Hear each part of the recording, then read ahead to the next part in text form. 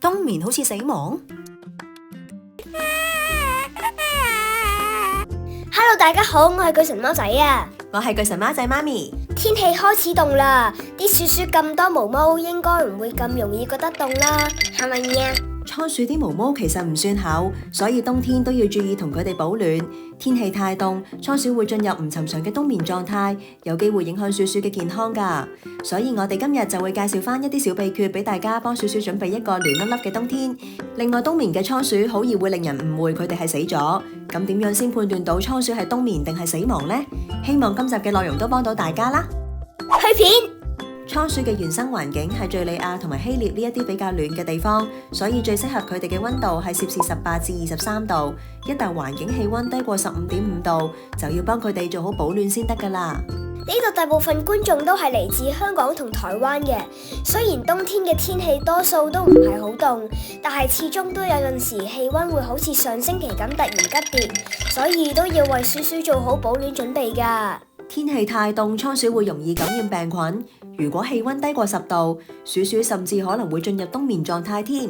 倉鼠其實正常都唔會冬眠，佢哋如果冬眠都係因為環境變化逼到佢哋要咁樣做，所以其實呢個狀態對倉鼠嚟講係唔正常噶。我哋而家就介紹返點樣可以幫倉鼠喺冬天保暖先啦。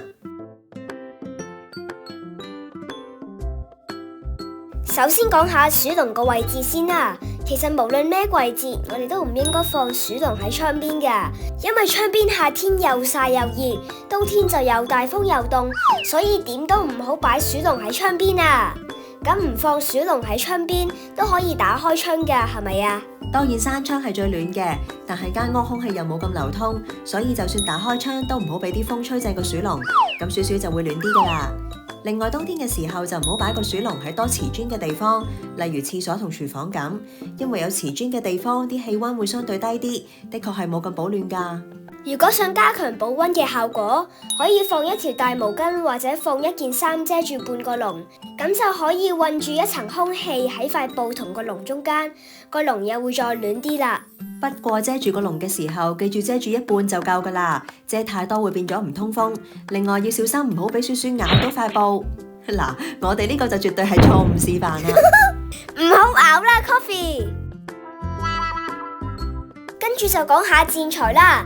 冬天最好俾多啲戰材倉鼠築巢保暖。咁多種戰材入面，廚房紙係最厚身最保到暖，所以都建議大家喺冬天可以放多啲廚房紙俾鼠鼠。就算大家本身唔係用廚房紙，都可以擺啲廚房紙喺屋仔入面同埋外面，等鼠鼠有個暖粒粒嘅竇瞓覺。我哋以前喺香港，因為唔似而家喺英國咁會開暖氣，所以我哋反而會俾多啲廚房紙。我哋以前隻倉鼠雪糕，有時佢覺得熱，仲會推開晒啲廚房紙添，證明廚房紙真係好保暖㗎。講完戰材就要講下餵糧啦。倉鼠喺冬天要用好多能量幫自己保暖，所以冬天可以餵多少少糧俾佢哋，食飽飽就自然個身都暖啲啦。最後，如果屋企唔開暖爐或者暖氣嘅話，可以考慮買支暖燈俾倉鼠。一般爬蟲類用嘅暖燈其實都啱鼠鼠用嘅。唔想用暖燈嘅話，亦都可以考慮買暖包貼喺籠嘅其中一邊。咁鼠鼠覺得凍就可以走去有暖包嗰邊取暖，覺得熱又可以翻去另一邊。不過暖包 keep 唔到全日都咁暖，真係用暖包就要換密啲啦。首先講下倉鼠冬眠嘅特徵先啦。第一個特徵就係倉鼠進入冬眠狀態會多咗時間瞓覺，全日都會好攰冇乜力咁。第二個特徵就係當你掂落去冬眠緊嘅倉鼠度，會發現佢哋凍凍地，尤其是係手手腳腳同尾巴嘅位置會特別凍，咁都好得人驚嘅喎。見到鼠鼠咁樣，會唔會其實係佢哋死咗㗎？所以我哋要知道冬眠同死亡有咩分別先。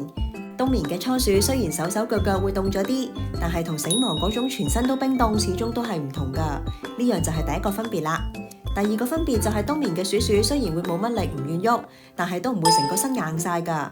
如果鼠鼠全身都僵硬，咁就好大機會係死咗啦。最後一樣分別就係呼吸啦。冬眠嘅倉鼠只係好似瞓咗覺咁，有呼吸但會好慢，要望實佢一陣先睇到佢呼吸。相反，死咗嘅倉鼠就好明顯，一定唔會再有呼吸㗎啦。咁如果倉鼠只係冬眠，我哋係咪可以叫得翻醒佢㗎？正常情況之下係可以嘅，只要輕輕力捽下佢個身，用毛巾包住佢或者抱佢埋身，等佢暖啲，佢就會自然醒噶啦。當佢一醒返，我哋就可以餵啲嘢俾佢食，然後同佢個籠做返好保暖，同俾多啲糧佢，佢慢慢就會回復返正常噶啦。但係如果你唔做呢啲補救措施，就算你叫得返醒佢，佢都好快又會再冬眠。所以保持個籠夠暖夠嘢食係好重要噶。不過有啲情況之下，倉鼠好難叫得醒，咁就要帶佢去睇醫生啦。因為都唔排除佢係有啲暗病，令到佢進入冬眠狀態噶。講到呢度，希望大家 subscribe、like、share 同留言支持下我哋啦，多謝大家。